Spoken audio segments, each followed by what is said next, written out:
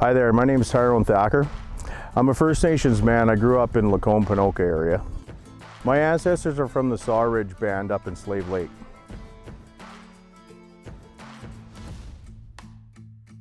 I'm working in the agriculture industry, providing on-farm services to various types of farmers around central Alberta.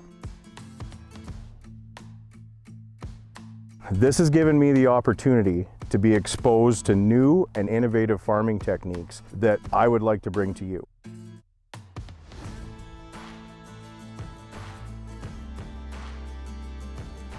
On this show, each episode will feature a visit to one of these farms. We will visit Verge Permaculture. Permaculture is a relatively new agriculture practice focused on creating sustainable circular systems that will produce food for centuries. Farm 253 is another permaculture farm in the early stages of its design, being developed by Travis and Deanna Thiessen. They are focused on growing and raising their own food without synthetic fertilizers and chemicals, using traditional holistic methods. Propelkin Farms is a mixed grain farm and cow-calf operation that focuses on growing all their own cattle feed.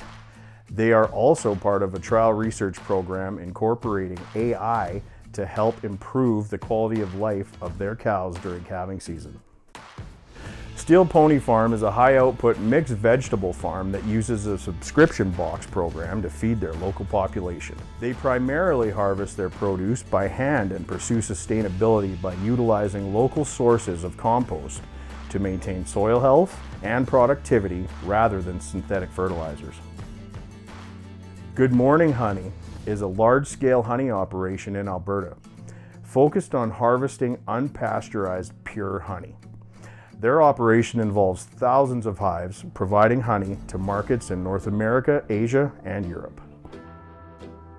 In each episode, we will learn what makes each farm unique and their long-term goals for sustainability. In this day and age, what's important to me is knowing where my food came from, how healthy it is, what my food is eating, and most of all, how it's being treated.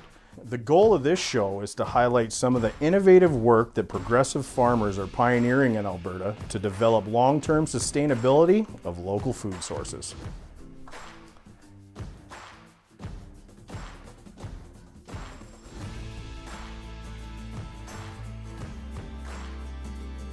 This episode, we're at Steel Pony Farms.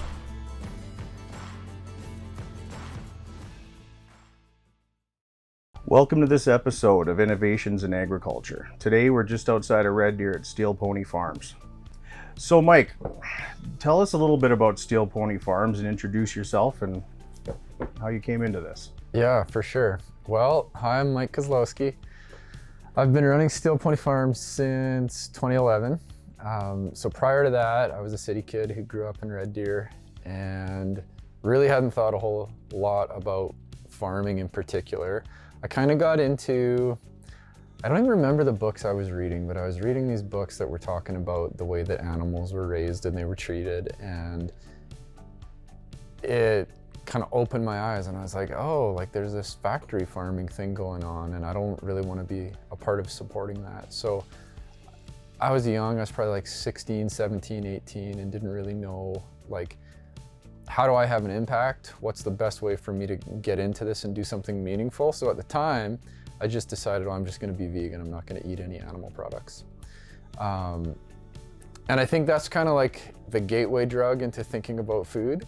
And so like that vegan phase lasted for a little while for me until I realized that there were lots of producers out there who raise animals in a humane way and that you can do it in like a really environmental method and regeneratively. And I think that there's actually really good ways to raise animals and eat them and you can feel good about it. It's like good for everybody. But anyways, in that process, I started spending time on farms, and through this kind of strange, life's just weird, fate's weird, I ended up in Kenya and I was in this super rural town. Basically a village. It was probably like every house was like a kilometer apart and it was really remote. And I was with this family and we were around their little cook fire and they said to me, they're like, tell us about your farm. And I was like, well, I don't have a farm. And they were just so confused, like, you don't have a farm, where does your food come from? So I'm like, well, I get my food from the grocery store. And they're like, oh, tell us about the grocery store's farm. I'm like, well, it's not really like that. Like, there's not just a grocery store with a farm out behind it. Like, the grocery store gets their food from China and Mexico and California and all over the world. And they were just like so confused. They're like, well, what? Can't you grow food in Canada? And I'm like, well, yeah, we can grow food in Canada. And they're like, so why don't you? And I was just like, I didn't know what to say. I was out of my depth. I was like kind of confused.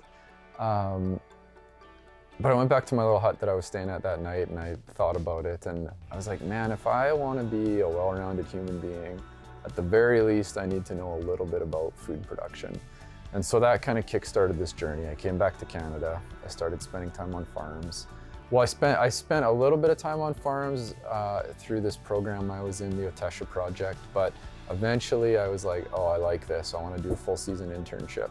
So I found this spot, a farm called Juniper Farm in Quebec, and I spent a season out there and I got to see what it was like on a vegetable farm from like just after the snow melts until the snow starts flying basically again in the fall.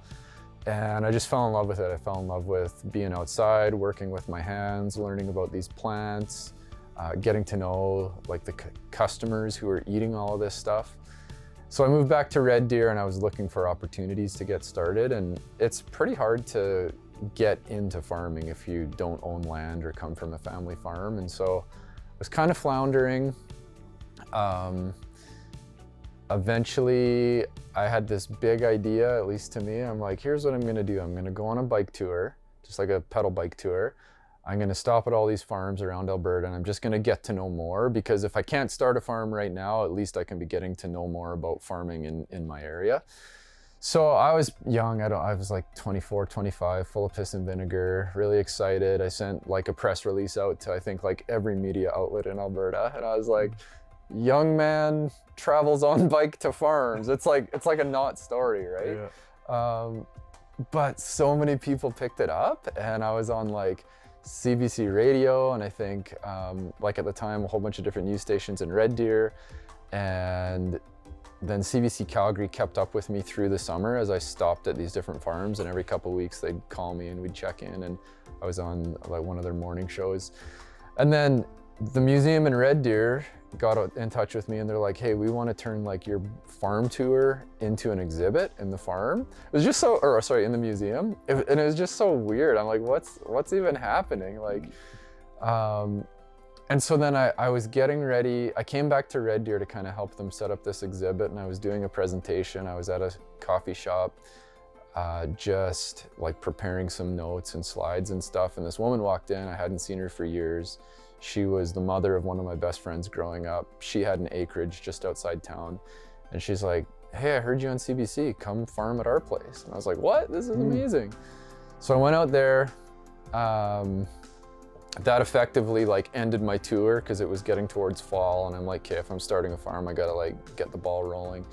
So I borrowed some machinery from neighbors and friends and tilled up like, I think it was an acre, 2 acres of land.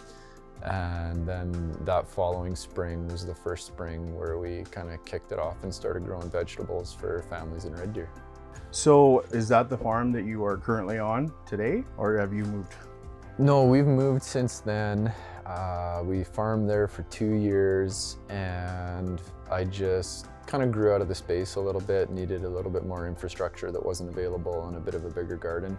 So we ended up moving out to where we are right now, which is just southeast of Red Deer, about 5 kilometers. And I'm leasing land out here. Been leasing land out here now for a while, probably 13 years, I think. And so yeah, we've got an 8-acre garden. Typically we'll grow our vegetables on like between 4 and 6 acres, and we'll put the rest of it into cover crops, which is a farming technique that helps kind of cycle nutrients back into the soil and help to manage weeds. And yeah, when we started out, I mean, that first year we were serving, I think it was about 30 families. And we've kind of like grown and shrunk over the years, but probably in a year now, there's probably over 300 families who we provide food to. So what would you say was like the really enticing moment that made you start Steel Pony Farms? The enticing moment. I think, you know, there's so many reasons that I was excited about farming, and I don't know if I can like pinpoint one specific moment or one specific idea, but I mean, particularly when I was in that, like, let's say 16 to 20-year-old phase, I just started seeing so many problems with the world. And I think that's part of growing up, right? You're kind of like under the wings of mom and dad, and they're protecting you from all this ugly stuff. And then you get out on your own and you start to see a bit more of the world. And it's like, it's a wonderful place and it's a terrible place, right? And so a lot of the things that I was concerned about was the environment back then. And I'm like, I don't know, how can I make an impact? It doesn't seem to me like just choosing to like ride a bike instead of driving a car or recycling is gonna really have this really great impact.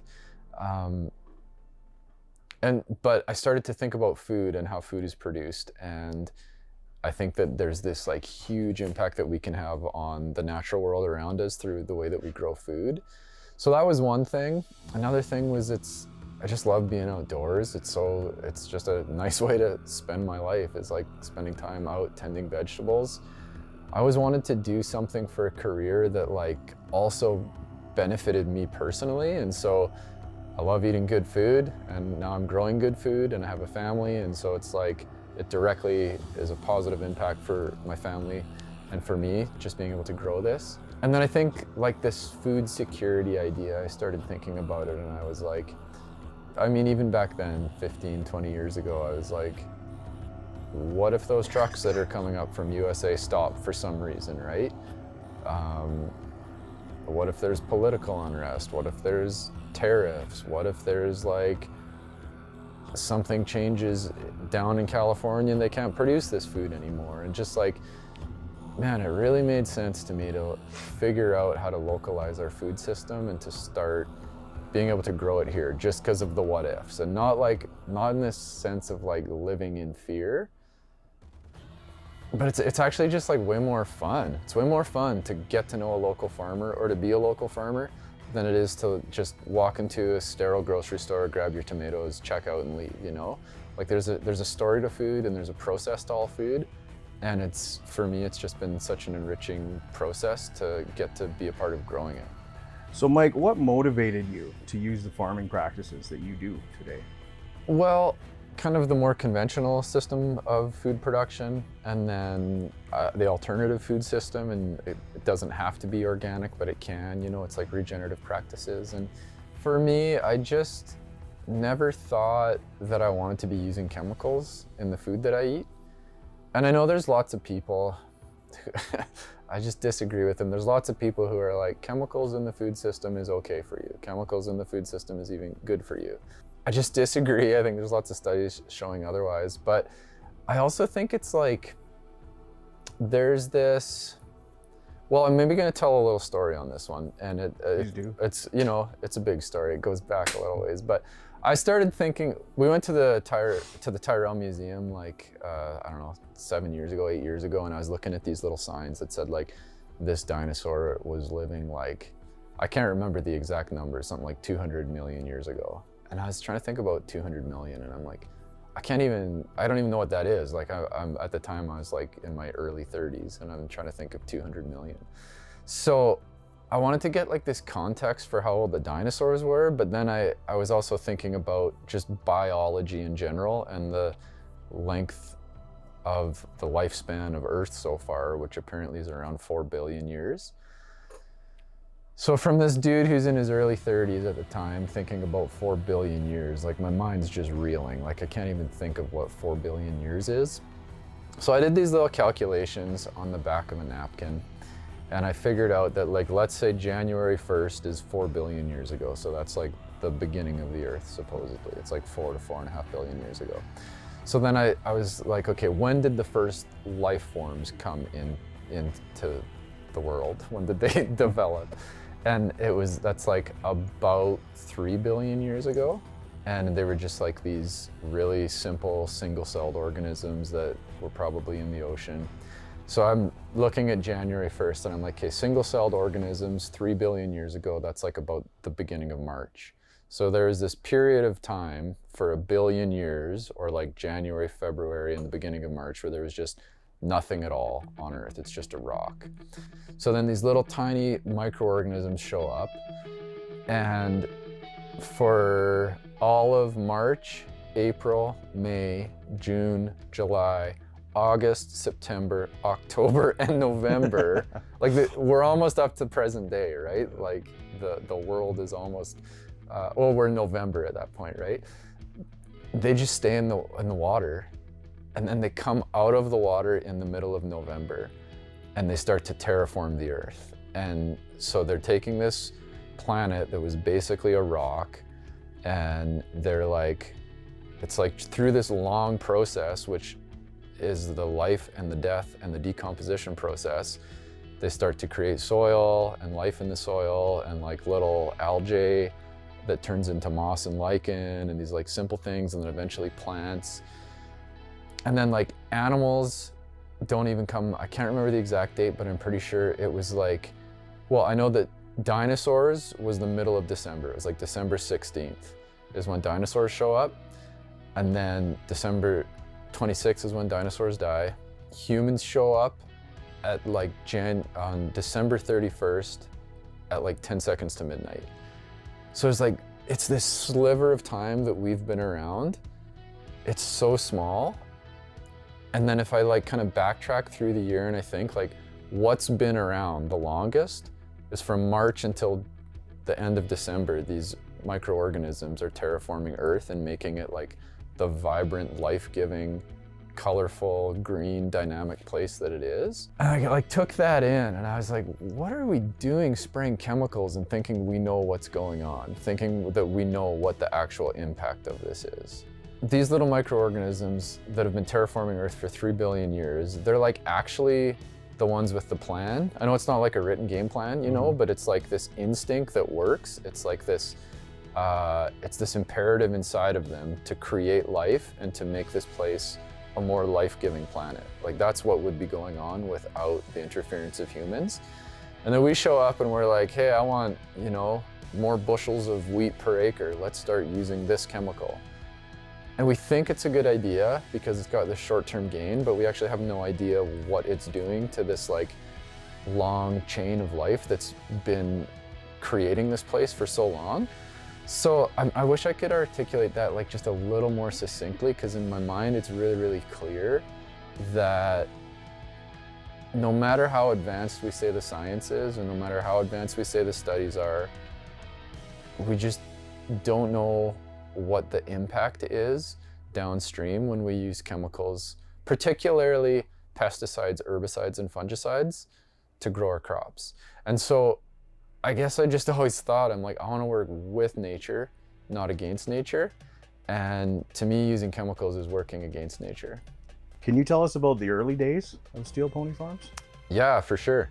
When I started, I really didn't have much to my name at all. I'd been traveling around basically on different farms, working often for free just to get the experience and the knowledge. So when I started, I owned my bike and I owned a laptop, and I don't even think I had a shovel or anything like that. So it was really bootstrap. I was going to garage sales. I was like taking donations of hoses from neighbors or people in the community. And we went out, me and two friends who were really excited about the idea with me, and we went out and we just basically used like shovels and pitchforks, and we did a lot. We did a ton of physical labor that year, and it was fun in some ways. It was really, really hard. Like I was doing so much physical labor that I couldn't eat enough food to like keep enough meat on me, you know? I was like wasting away. I was getting super skinny. I built these bike trailers. They're probably like 6 feet long, and we were down in the river valley at our farm, so we would harvest our vegetables, throw them on these trailers, and we would cycle these vegetables up out of the river valley. And I remember this one day, I know it was in July, it was like a hot day, super hot, where you're like looking at the asphalt and it's like got those waves on it. And I've got a trailer full of potatoes. I think it probably weighed 300 or more pounds. And I'm riding up that hill coming out of the river valley, and I'm going so slow and I'm pushing so hard on my pedals that my wheels started to skid or like slide, just slip out on the dry pavement, the perfectly dry pavement. And I remember like thinking, this isn't sustainable. Like I've got to change something about this. Cause when I first started off, I wasn't very pragmatic, but I was very, very idealistic. And I was like, you don't need to burn fossil fuels to grow food. And so there was like no way I was gonna buy a truck that first year or a tractor. I was just doing everything by hand. And I mean, I proved myself wrong, I guess. It's like you can grow food without the use of fossil fuels, but I really wouldn't recommend doing it for anyone other than your own family or like a small group of people.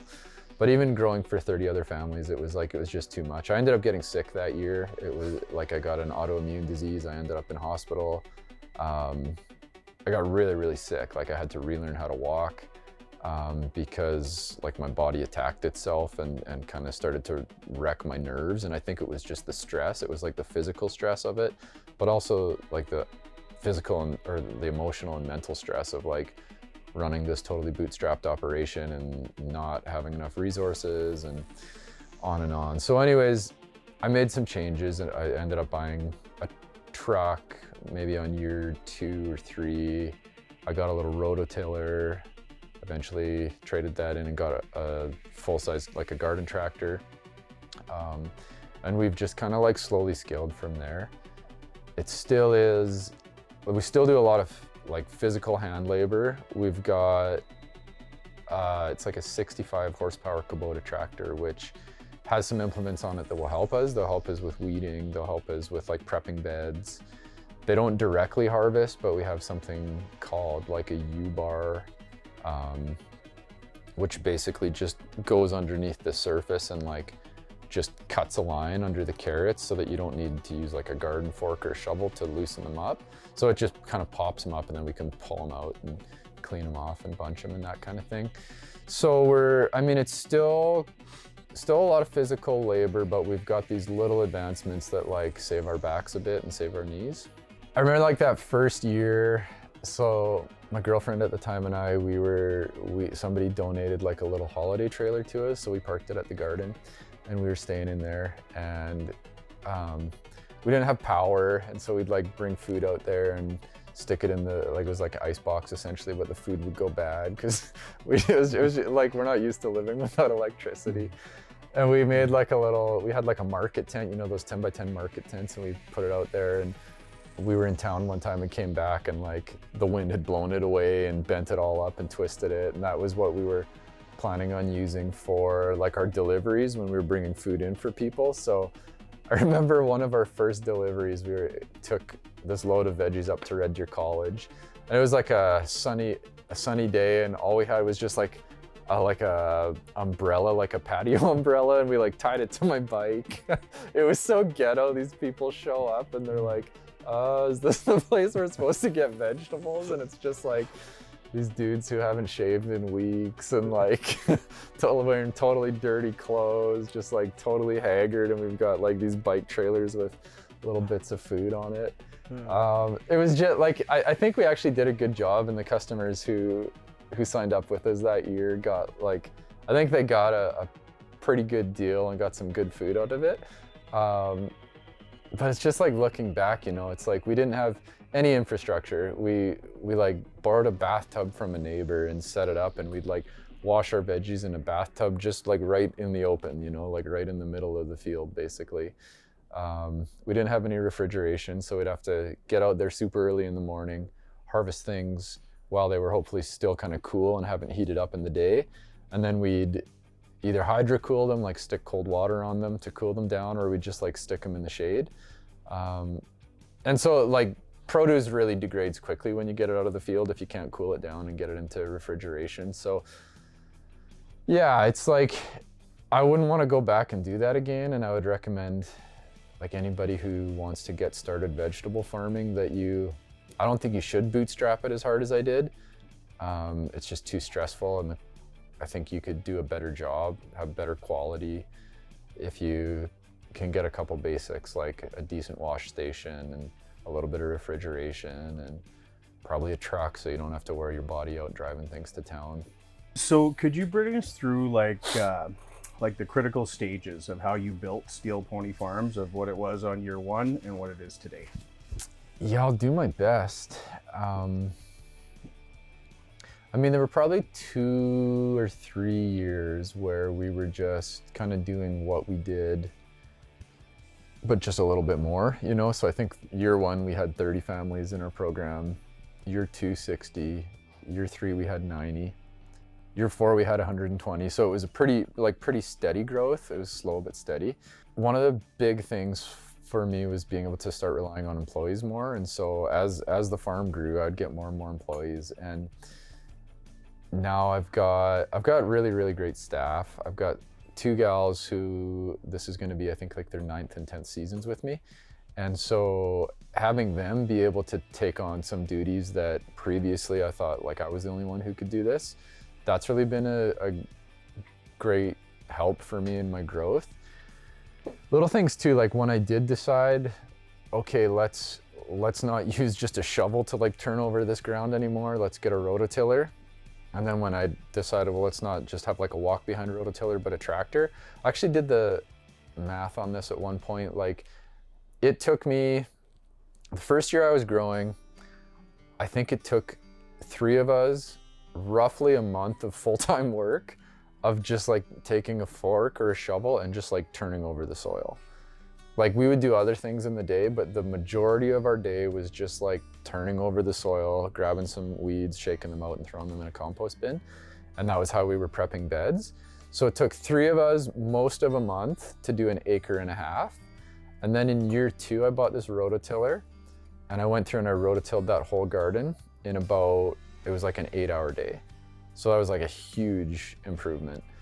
And then in year 3, we moved out to this spot and we went from having an 1.5 acre garden to an 8-acre garden. And I got a tractor with a 6-foot rototiller and I rototilled 8 acres in 4 hours. So it's like, it's just this like exponential curve, right? And so, I mean, I know my 25-year-old self would be like, he'd have issues with my 41-year-old self because I'm burning fossil fuels to grow food, but it's like, there's so much energy in a barrel of oil. And I've like felt that now, right? Because I know what it feels like in my body to turn over an acre of vegetables or like an acre of soil. And then I know how easy it is to hop on a tractor, turn the key and go. It's like, I don't know the exact number, but I'll bet you when I'm going and rototilling down a field, if I had to replace that, like to do it in the same speed with people doing it with shovels, I'll bet you I'd need about 100 people to like go through and like rototill as fast as I can rototill with my tractor. So you're basically burning oil, but you're taking like 100 people's labor and like condensing it into this little machine, and you pay like $20 for a jerry can and you can drive it for most of the morning, right? So like that, it's such a big step up to be able to burn fossil fuels to grow food. So that was a really big one for me that allowed us to just expand our garden and our whole production.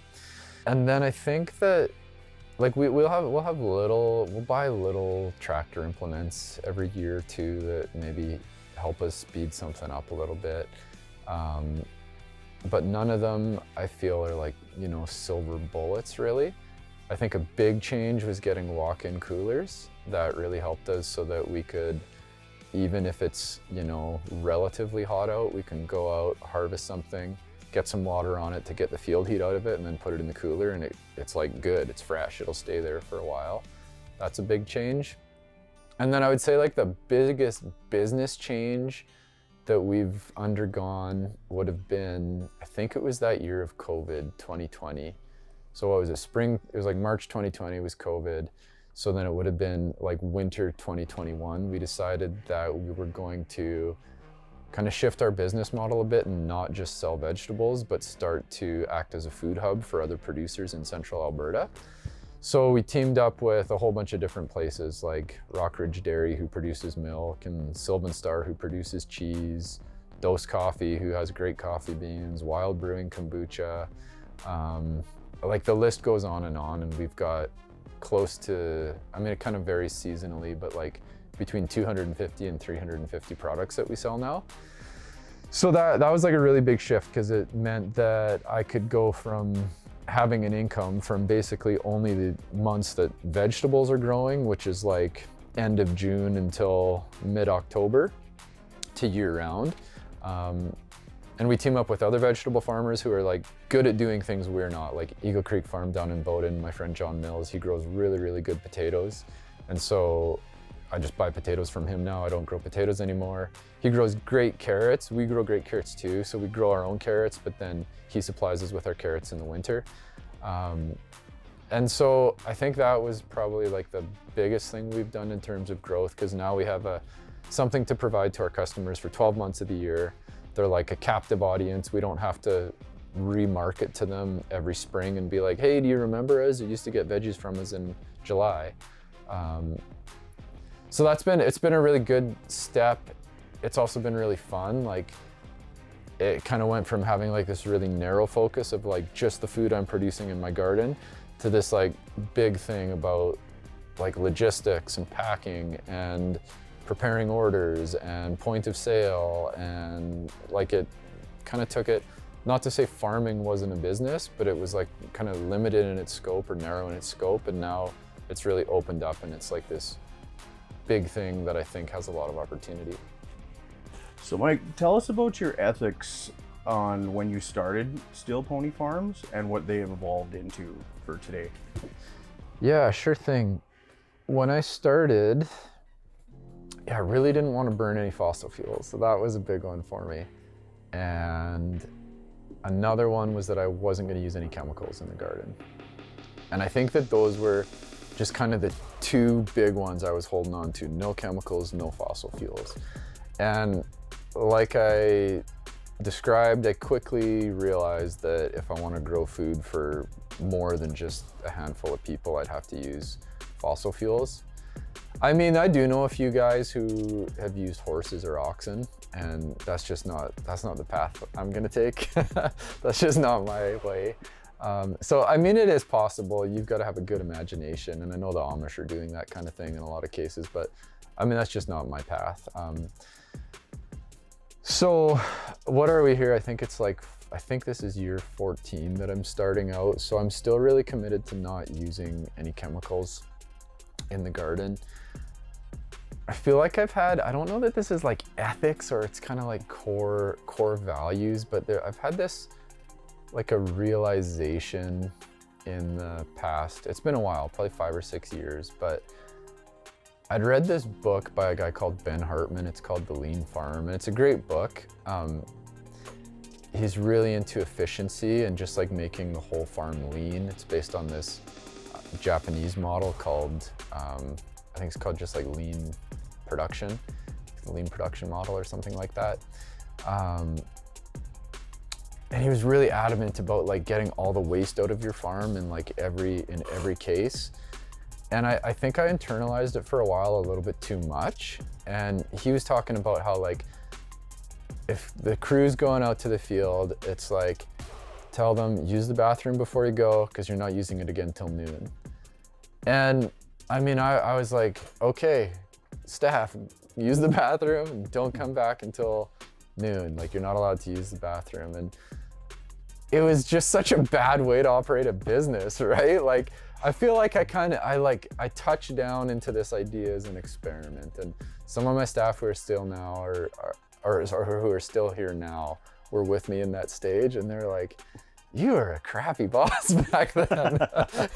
Like, this was awful. And I remember stressing about this girl one time who was like, she took her snack out to the field. It was a banana. She like peeled her banana and ate her banana. And then she had to do something with the banana peel. And she like walked over to the compost pile, put it in the compost pile, and then walked back to the field. And I'm like, that's like 200 feet she walked. Like, she's just wasting time. She's wasting my money. And oh, it's such a bad way to be, right? So I feel like that one of like the bigger awakenings I had as a farmer and as a boss was like this idea of embracing staff more and not seeing them as just like cogs in a wheel. I think I put a lot of work now into like, I'm not really sure what quite the word is, but just like creating a good vibe. We have a morning meeting every morning that we work. We sit in a circle. We do something like add a song to a shared playlist, or just do an update about like, how was your night last night? Or like, it can be silly stuff. It could be like, what was your favorite cartoon when you were growing up? It can be serious stuff like, how are you guys actually doing right now? Like, are you guys struggling with anything? And let's just share with each other. Let's just vent.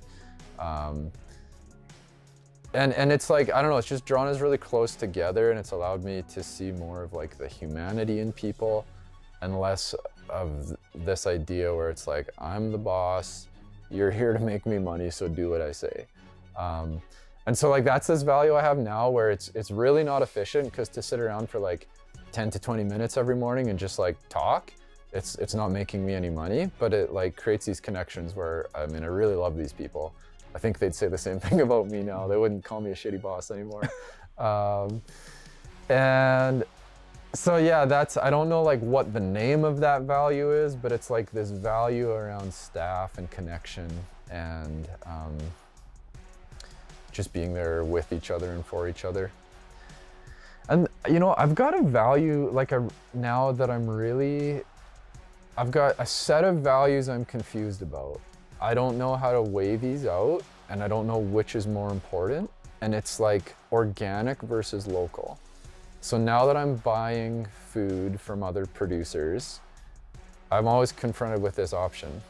Do I choose organic or local? And sometimes I can find both, but more often than not, organic comes from somewhere else.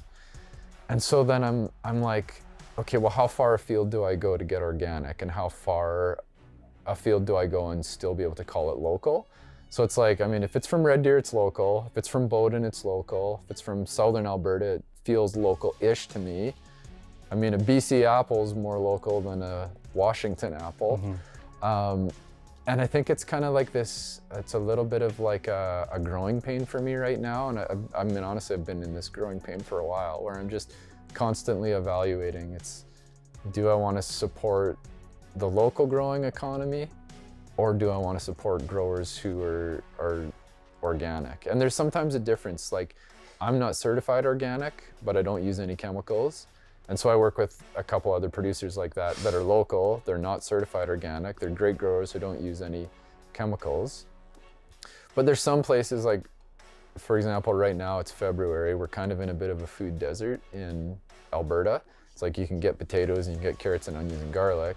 There's a few people who are growing high value greens in a greenhouse, but greenhouse space is so expensive. Like it costs, I mean, I know some people who spent like, I think it was like $130,000 or $140,000 on a greenhouse.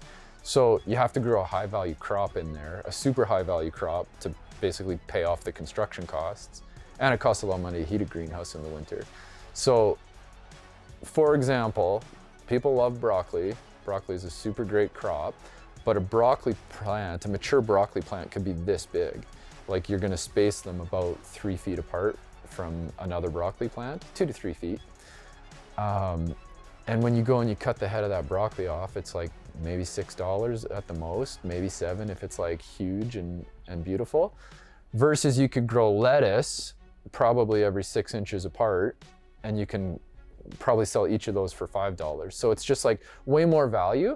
So point being, at this time of the year, you can't find local broccoli. There's nobody who's going to be growing broccoli locally. There's nobody who's going to be growing zucchini locally. There's nobody who's going to be growing kale locally. There's nobody who's going to be growing like just a ton of other crops that you could grow outside in the summer because you don't have to pay as much for garden space. So we recently started to, our veggie supply was going down and going down and going down, and we were down to like carrots, potatoes, beets, onions, garlic, maybe a couple other things. So I recently started importing or working with a company in Calgary who imports organic produce from California and Mexico. And I love it because we like have this abundance of food, but it's kind of changed a little bit of like my trajectory or my mission, I guess. So yeah, I like talking about that because it's just like what I'm going through right now.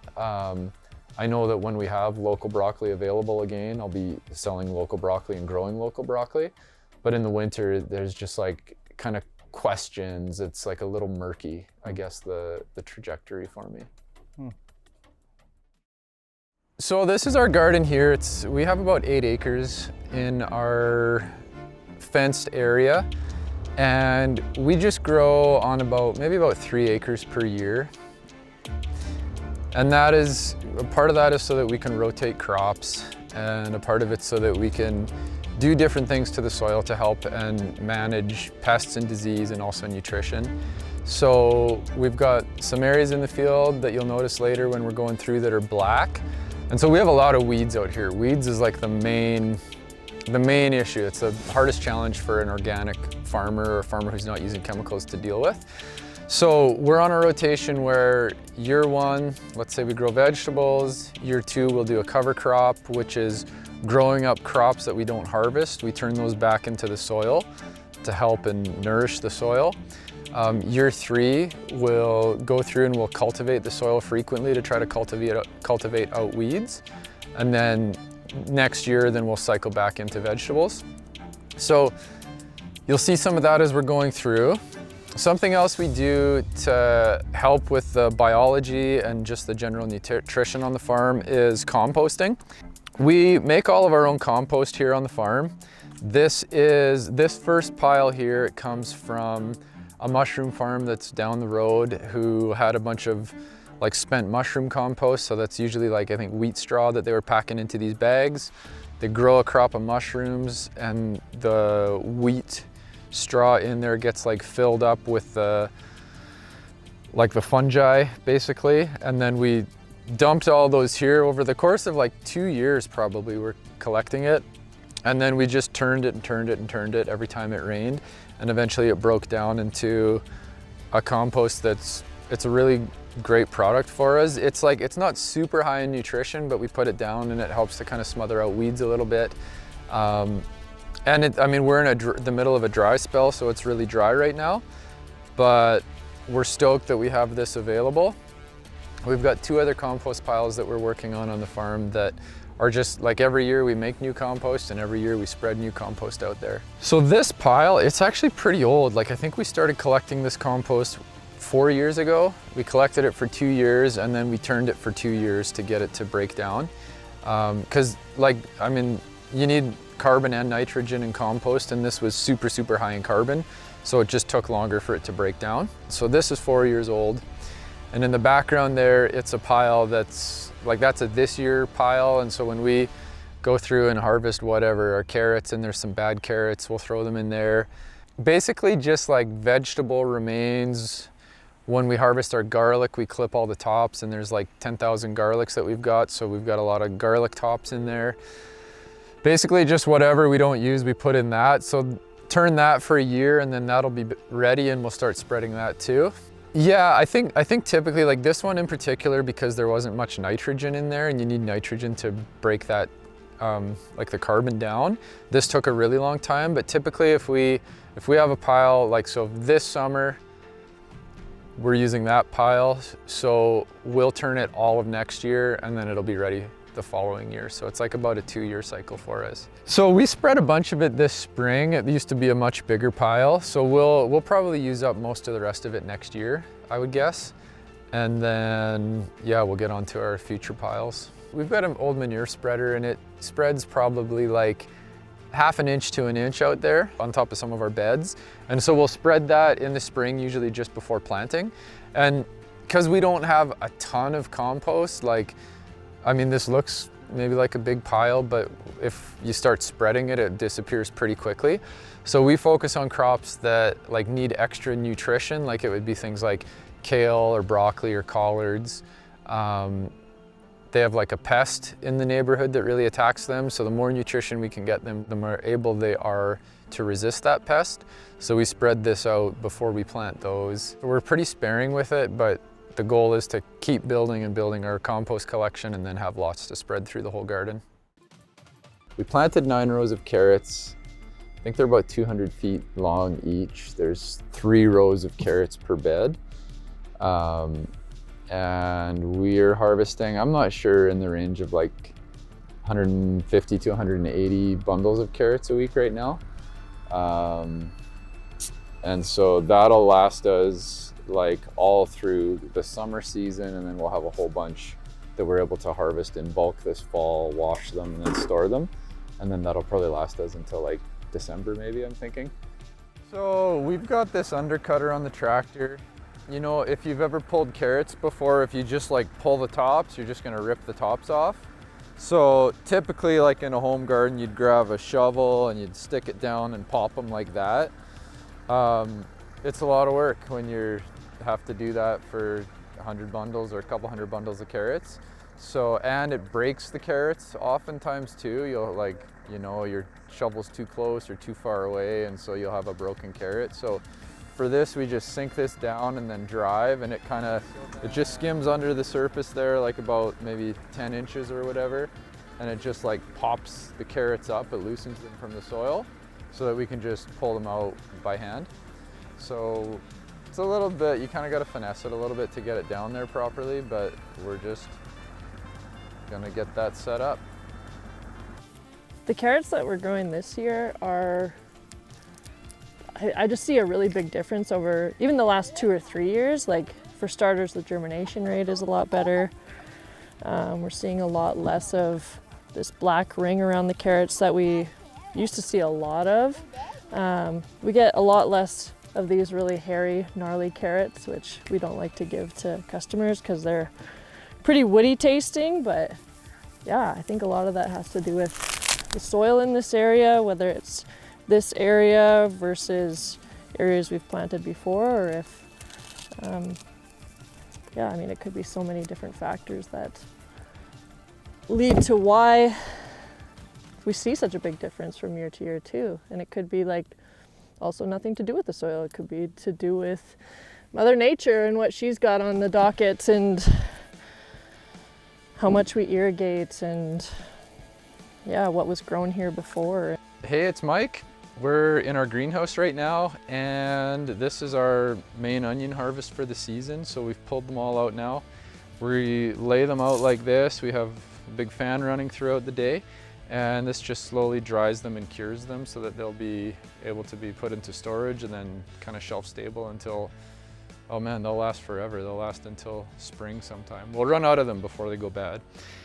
And then other things we're doing on the farm today, it's Wednesday, it's September 18th, so each Thursday we are packing orders. So today we're just finishing up some last minute stuff for that. We have a few herbs to harvest, things to bag, just kind of orders to get straightened out and little tags stapled on them and that kind of thing.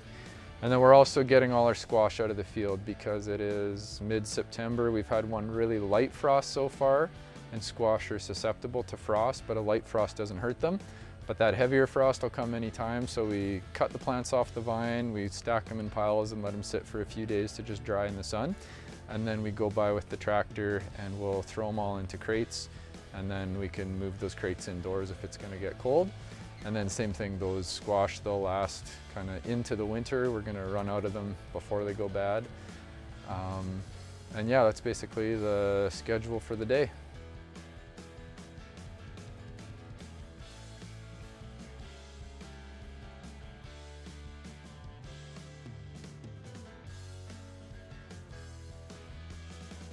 So we had 5 rows of onions out there. The beds are about 200 feet long and 6 feet wide. We had 3 rows of onions growing per bed, and they get into the ground. We have like plugs that have 4 onions in them, and then they go 6 inches apart. And so if my math is right, we had about, I think it was like about 17,000 onions we planted this year. And it was a great crop. Like they're just big, beautiful, delicious onions. There's like very few small onions, very few disease or pests or anything like that. So we ended up It's just a great onion harvest. We got almost all the onions we planted. We've been harvesting them sequentially since probably mid-July, so we've already burned through a lot of that 17,000. So I can't really guess how many's in here, but maybe 10 or 12,000 onions that we've got left.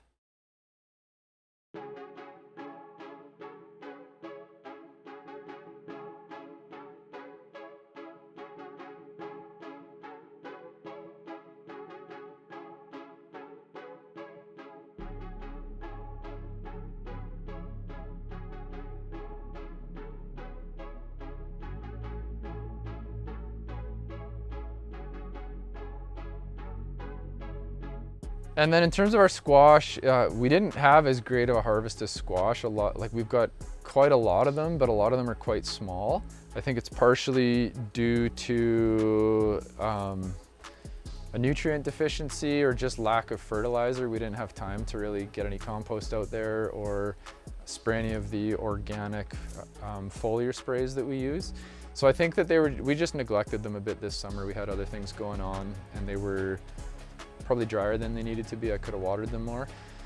So long story short, our squash didn't size up the way that I wanted them to.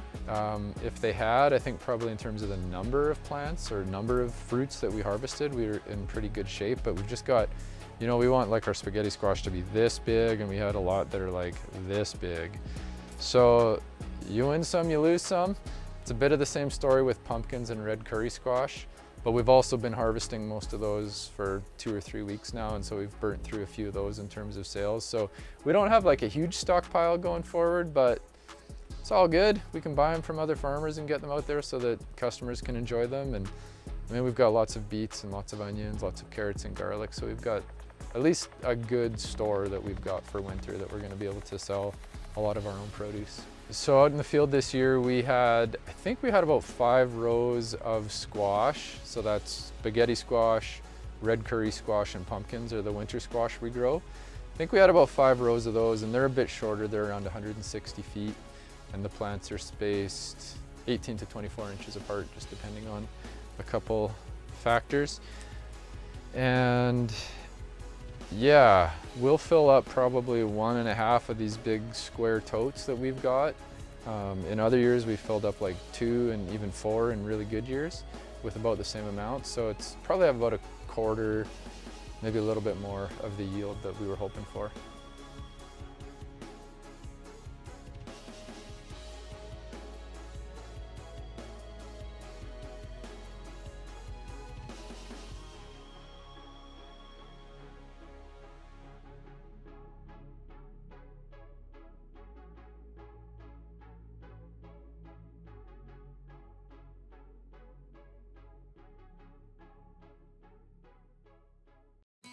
So Mike, would you provide some information on like the way that you farm and the amount of revenue you receive per acre compared to other farms? Yeah, for sure. I can do my best. I think some of my numbers might be a little bit dated, but I think this should be like a ballpark. I mean, I've heard that like if basically the 3 main types of farming that I'm familiar with, it would be like cash crops like grains, so wheat, barley, canola, pulses, like that kind of stuff. Cattle, and then vegetable farming. And I mean, in the prairies, typically you're like a cattle or a grain farmer. Sometimes you're both. It's pretty rare that you're a vegetable farmer. There's like not a whole lot of us, but anyways, I've heard that on an acre of like growing grain that you can gross about $300 an acre. But I mean, lots of those guys, they'll farm thousands of acres, right? So like it adds up. I've heard that like comparably, if you're raising cattle, it can be like in the neighborhood of $3,000 an acre. And again, I think these are like dated statistics. I don't know like what the exact numbers are, but I think that's a ballpark. And then vegetable farmers, I've heard on the high end that like a super high-end vegetable farmer that's like using a bed for multiple crops in a year. So it's like you get your early crop of radishes off there, and then you do a crop of lettuce, and then you do another crop of lettuce. So it's like a really intensive vegetable farming style that they can get as much as $60,000 per acre. So it's like a drastically different number. That number sounds great, and maybe people will be like, oh, I'm gonna go be a vegetable farmer. But like, number one is like take off 50% just for labor, or even more. Like I've heard, for me and people I talk to, it's like we're kind of like 50-60% for labor. The margins are super low. Like even those people who I know of who are really making a lot per acre vegetable farming, it's like, I don't know, the expenses just add up, right? It's like seed costs, different types of fertilizers, and that could be like natural fertilizers, it could be compost and manure and that kind of stuff. Like harvest bins, little packages to put your produce in, bagging, like getting your washing station set up, investing in your coolers, investing in greenhouses, tractors. It's like that profit margin just starts to get smaller and smaller and smaller. And so I don't actually know, like profit margin wise, how we stand compared to cattle or grain farmers. But yeah, I think that's a general ballpark. I think that probably for us, we're more in like that $30,000 to $40,000 per acre of production.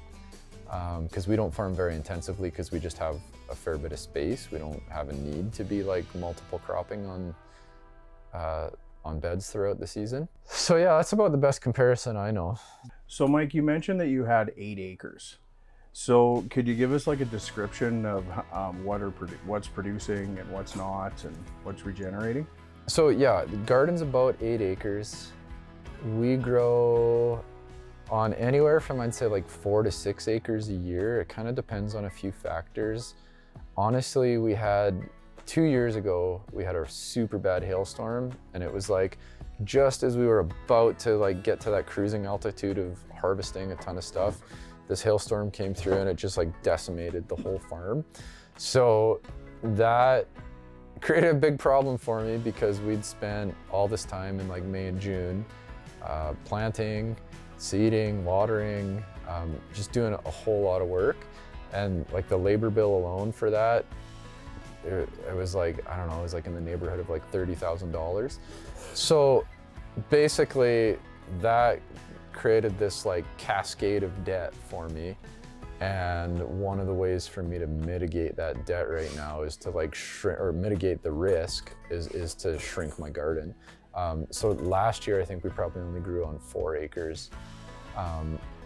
So that's 4 acres of like vegetables that we're growing to harvest that year. On the remaining side of the garden, we'll do, so I'd say like the typical way to do this in a vegetable farm is to get out there and to seed a cover crop. So a cover crop is a mixture of like, it can be anywhere from like 1 to 25 species that you mix together, you sow it out into the field, and then it grows up this crop. And depending on the goals you're trying to achieve in your soil, it kind of dictates what the crops are that you're choosing for that. But you grow up this crop and then you just turn it back into the soil. And so all these plants that are growing, they provide like a different nutrient or kind of a different function for the soil. And so maybe you grow like peas, which fix nitrogen from the atmosphere, and they put it in the soil. And then when those peas rot back into the ground or decompose back into the ground, then you're gonna get a little bit more nitrogen in your soil. And so basically that's what a cover crop is. So we'll do cover cropping. Honestly, lately what I've been doing, this isn't like a typical thing, and it sounds a little lazy to me when I describe it, but there's just thousands and thousands and thousands of seeds that are already in the soil. And so I'll just let those seeds grow, and I'll have like a weed cover crop. And what I like about that idea is that, like, probably a lot of people have heard of like a forest succession, where you'll have like a forest that starts, it's like an immature forest, and it has a certain type of plant or tree and animals. And then as it matures over like oftentimes hundreds of years, you get up to these different types of trees, all types of different plants, and then you start to get more animals come in, and it's like just a more diverse and kind of a thriving ecosystem.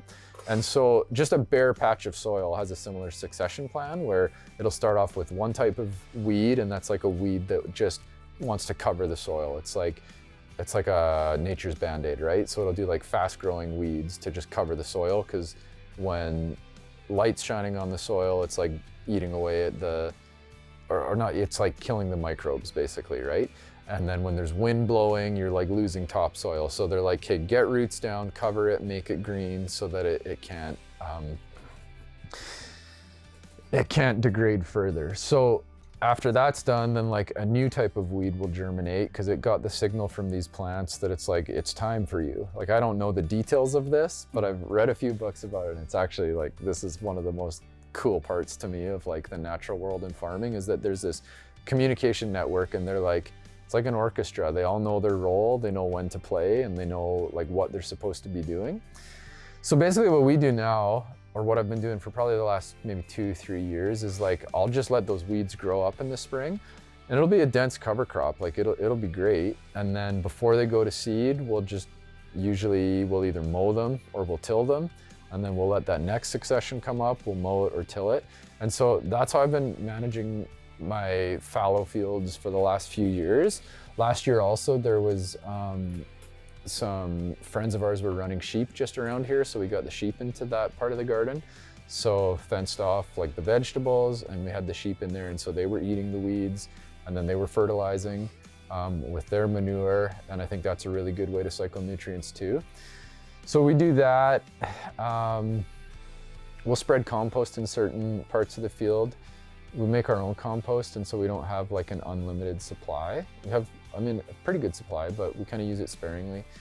And then we'll do things like this is, I guess, kind of getting more into just like managing soil health and nutrients as well. But we've got some granular fertilizers that are, it's like these mixtures of just like organic compounds. It'll be like, one ingredient that comes to mind is bat guano, and it's like really rich.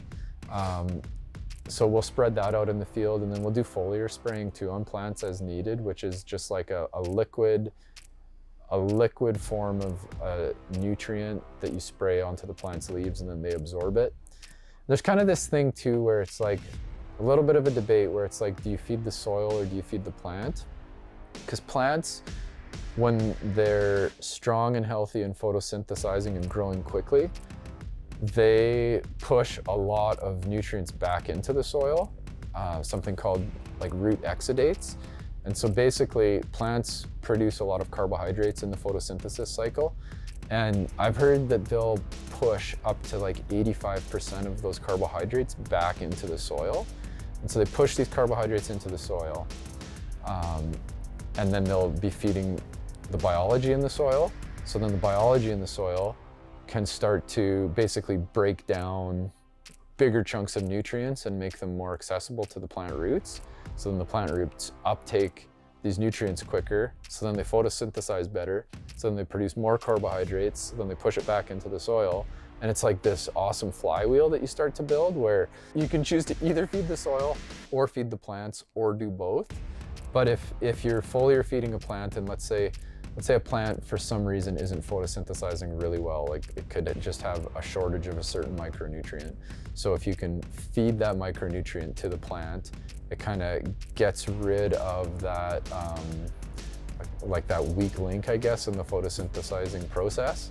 And then it starts to photosynthesize better, and then it just cascades down and leads to that really cool flywheel of soil health and plant health. Honestly, I'm not a scientist. I'm like a dude who just goes out and looks at stuff. Occasionally we'll do soil samples or plant sap analysis, but it's pretty easy to tell if like a plant needs more nutrients, and then we'll just find a way to get more nutrients on the field. So what methods of weed control did you use in Steel Pony Farms at the beginning, and what do you use now?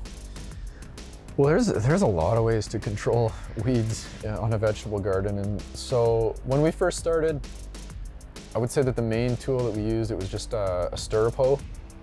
It's not like a typical garden hoe that you'd see in like grandma or grandpa's garden, but they call it a stirrup hoe because it looks like a stirrup of a saddle. So it's got a blade kind of that's sharp on both sides, and you just kind of like shuffle, push, pull down the row. And I mean, they're great tools. I still love them. We have a ton of them, and we still use them a lot. But I'd say in like the first year, that was it. That's what we had. I think as I got more into vegetable farming, like there's mechanical practices. Basically, as far as I know, there's like 3 weed control methods There's mechanical practices, there's chemical practices, and then there's cultural practices. And so we don't do any chemical practices on our farm, so we can't use any of those. So we do like a cultural practice and a mechanical practice. So by cultural practice, I would mean something like, well, for example, let's say we've got a really weedy spot of our garden and we know we have to grow there next year for a certain reason. So one thing you can do instead of cover cropping, which I was talking about before, you could just go through and you could till that section of land, wait till those weeds germinate, probably 7 to 10 days later, and then till that piece of land, get new seeds to germinate, till that piece of land, get new seeds to germinate. Like we've got a seed bank, a weed seed bank out here that is just like so rich. We have so many weeds in our soil. So sometimes in order to get a piece of land to like be ready to grow vegetables, we've just got to try to like burn through those weed seeds. And the way you do it is by getting them to germinate and killing them, and germinate and killing them, germinate and killing them. It's not great for soil health, but there's always this tension between like soil health and weed numbers, right? So that's what I would mean by like a cultural practice. Other things we do now, we've got something that's called a flame weeder, and we use it as, it's like a kind of a mechanical / cultural practice. What we'll do is, let's say we're seeding carrots. So carrots are a crop that are notorious for taking quite a while to emerge from the ground. And when they do emerge from the ground, they can be very, very slow to start growing. So if you just seed carrots, let's say you till your ground, you seed some carrots, you wait 2 weeks until they germinate, you're definitely gonna have weeds that germinate before them and then that grow faster than them. So then if you wait 3 weeks after seeding, you might have weeds that are this big and carrots that are this big, and that's like a total nightmare. So in the best case scenario, and this takes a lot of like timing and organization and just precision, I guess. What we would do is we would like till a bed, we would wait about a week. After a week, those weed seeds will have germinated. Then we'll go through with a flame weeder, and this is called like stale bedding. A flame weeder basically is just these torches, and it's like tiger torches all kind of ganged up beside each other. And you just roll down the bed and you just burn these weeds. So like a quick touch of the flame is enough to boil the water inside of the plant, and then the water inside of the cells kind of like boils and bursts through the cell membranes, and then those plants should usually die. If they're an annual plant. If they're a perennial plant, they probably won't die, but that's a little bit of a different story. So let's say you go through, you flame weed this bed, so now there's no weeds in it. Then you seed your carrots, and then you know that probably about like 7 to 10 days, those carrots will germinate. So maybe once more before those carrot seeds germinate, you go through and do another flame weeding. So now you've already killed 2 successions of weeds before the carrots have even germinated. And then you can go through, and it should be ideally a lot better of a weed management year for the carrots because you've already killed 2 successions. Lots of things go wrong. Sometimes those little itty bitty carrots are like just about to germinate, and you go through and you flame weed and they're close enough to the surface that you could kill them.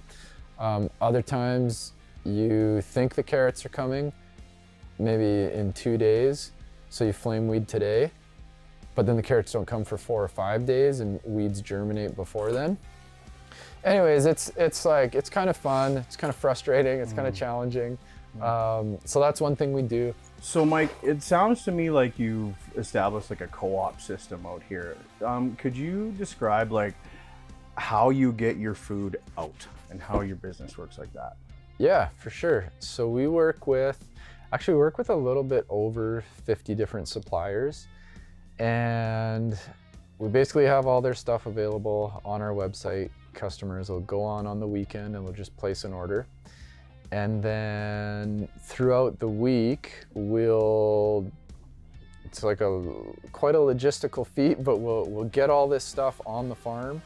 And then Thursdays for us is a packing day. We have staff come and we pack all these orders, and then we distribute Thursday afternoon and Friday. So we either deliver to people's homes or to kind of like a central pickup location in their community. Hey, so it's Mike Kozlowski here from Steel Pony Farm, and it's Thursday. Every Thursday at our farm is packing and delivery day. So all the vegetables that we've harvested and cleaned and bagged through the week, plus a whole bunch of other products that we've ordered from other farms all around Alberta, we start to distribute those. So we've got a packing line in the farm building here, and this is our main source of revenue on the farm. I'd say like greater than 95% of the revenue. And so basically it's just this local weekly food box program where we're consolidating really good food from all around Alberta and a little bit beyond, but mostly sticking within Alberta. And we're packing these orders up for customers and shipping them out to, I guess there's 9 different locations we drop off to around central Alberta. And so it's a big day for us. It's really fun. We usually have good music going, and it's like fast paced, but kind of controlled chaos. And it's just a great day, so I'm excited to take you inside and show you what's going on. So the way that we operate, it's through a subscription model. So families will sign up for a weekly subscription. You can pause or cancel your order at any time. And basically it locks you into a box, and then each weekend on Friday afternoon, we send out an email and it'll say, hey there, dear customer, it's time to customize your order. And then you can fully customize your box. You can choose like just all Steel Pony vegetables if you want, or you can choose to, add dairy or yogurt or coffee, or this week we've got cantaloupe from a farm in southern Alberta. So you can just add whatever you want on there, and I think it's a really cool way to help families save time. They're not having to run to like this farmer's market and this farmer's market and this grocery store. They can just come online, order with us, and then we either deliver it to their home or to a location that's central to where they live. So we're all packed up and loaded and we're off to our first location. So I'm gonna head out there, do our delivery, and just get some good food to the people.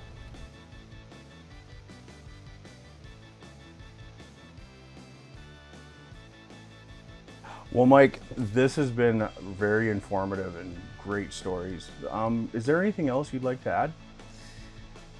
Yeah, I think, well, gosh, I'll just talk all day if I'm given a chance here. But I think, if I think back to when I was starting off, like around 15 years ago, I mean, I just didn't know what I was getting myself into. I thought like, oh, I like working with my hands. I like being outside. Great, let's go do this. But it never occurred to me that like running a farm is also running a business, and like that should be obvious, but it wasn't at the time. But I mean, I spend a ton of my time now emailing, working on software, placing orders, doing like logistics of shipping, HR stuff. I've got like a staff member who's hired to do bookkeeping and accounting. Like I do so much stuff that isn't farming. I actually do less stuff that's farming than not farming. Like it's all related to the project of bringing good food to people. But I think, yeah, I just never would have really guessed that it would be so much non-farming work to be a farmer. I like it and I don't like it. In the summer, I'm like, dang, I want to be out there in the field hoeing with those guys, or transplanting or harvesting. But also it like gives me something to do all winter, because in Alberta, as you know, we're like under feet of snow and minus 30 degrees for many months in the year. So I really like that it creates an opportunity to keep me engaged year round. I like that I get to keep staff engaged year round.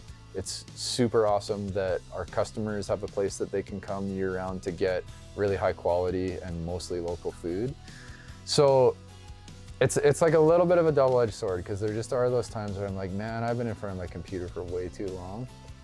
And I guess that's part of like my business growth in the upcoming years, is to figure out how to be able to get back into the field a little bit more, because I think I've done a lot of the heavy lifting of like getting the systems organized.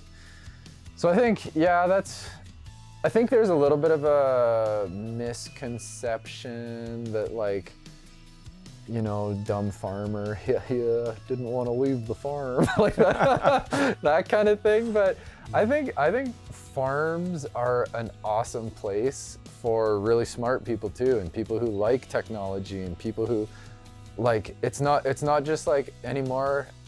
I don't think anymore it's like your kids stay home and farm if they're not smart enough to do anything else. I think now it's like, there's an opportunity for people who, if you're an app builder, there's a place for you on a farm. If you're like I've been hiring this super smart guy that I know to write me a bunch of Excel macro codes lately to help me with like these logistical things that I'm working on.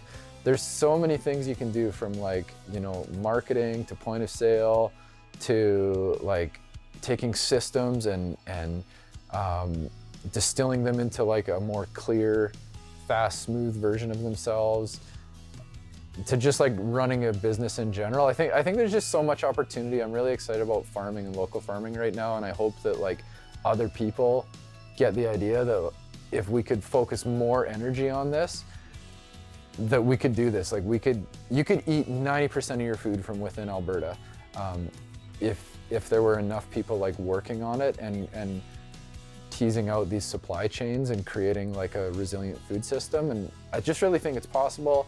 I think we all should be putting some energy into it, whether or not you don't have to be building a farm system, but I think it's kind of our responsibility to support the local food system, even a little bit.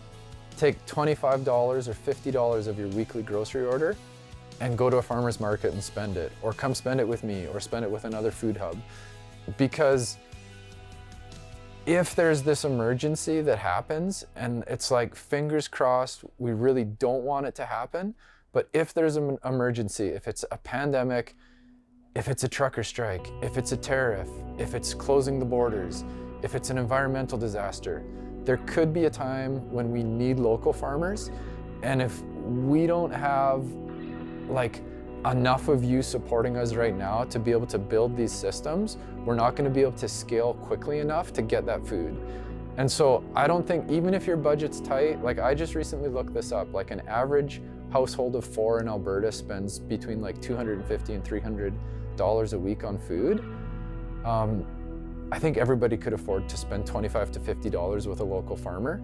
And you have no idea how much of a difference that would make for us local farmers. Like if we could get 50 or 100 more orders a week, that would just give us so much ability to like increase our infrastructure, increase the amount of communities we're delivering to, get better technology in the field to decrease our cost of production so that we can grow more food.